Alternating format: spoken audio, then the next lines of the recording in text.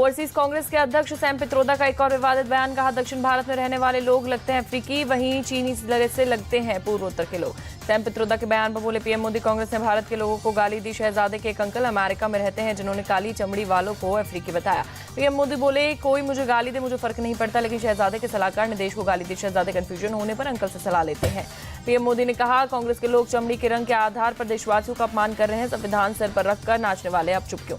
Sam Pitroda के बयान पर बीजेपी का पलटवार। पित्रोदा के शिष्य हैं राहुल गांधी। पित्रोदा के बयान बेहद आपत्तिजनक। सैम पित्रोदा के बयान पर सीएम हेमंत का पलटवार। कहा, देश के बारे में थोड़ा तो समझ लो। मैं नॉर्थ ईस्ट से हूं और मैं भारतीय लगता हूं। हम अलग अलग दिखते हैं लेकिन एक है। शहजाद पूनावाला का पित्रोदा के बयान पर पलटवार। कहा, सैम पित्रोदा राहुल गांधी के गुरु। पित्रोदा किसके ऊपर नस्ल भेदी टिप्पणी कर रहे, किसका माहौल उड़ा रहे हैं बताएं। सैम पित्रोदा के बयान पर बोले केंद्रीय मंत्री गिरिराज सिंह राहुल गांधी के गुरु हैं पित्रोदा। सोनिया और राहुल को देश से माफी मांगनी चाहिए। सैम पित्रोदा के बयान पर बोली कंगना रनौत। पित्रोदा का बयान नस्लवादी और विभाजनकारी। वे भारत के लोगों को चीनी और अमेरिकी बता रहे। पित्रोदा के बयान पर शर्म करे कांग्रेस। सैम पित्रोदा के बयान से कांग्रेस ने किया किनारा। जयराम रमेश ने ट्वीट किया, ऐसी तुलना अत्यंत दुर्भाग्यपूर्ण और अस्वीकार्य। सैम पित्रोदा के बयान पर बोली प्रियंका चतुर्वेदी, उनके बयान से सहमत नहीं। वो विदेश में रहते हैं, उनके मुद्दों को देश का मुद्दा बनाना दुर्भाग्यपूर्ण।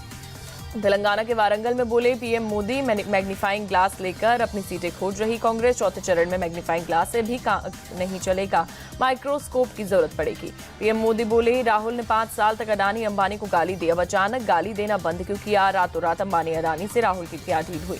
रायबरेली में प्रियंका गांधी ने किया प्रचार। बोली, बीजेपी संविधान बदलने की बात कर रही, चुनाव में नुकसान होता देख पीएम को कहना पड़ा वो संविधान नहीं बदलेंगे।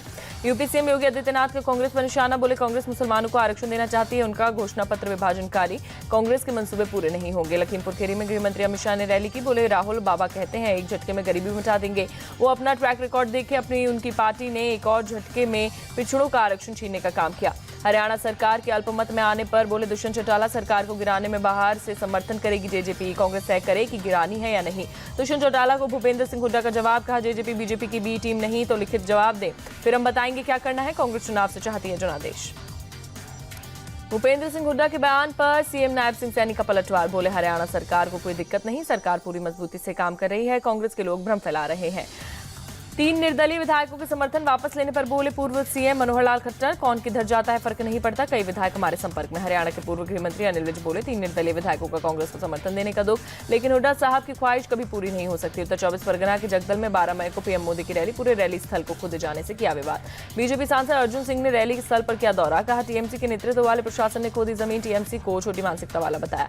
रैली स्थल को खोदे जाने के आरोप पर बोले टीएमसी विधायक सोमनाथ श्याम, जमीन को खोदा नहीं गया बल्कि समतल किया जा रहा है, रक्षा सेवाओं के लिए बन रहा है ट्रेनिंग ग्राउंड।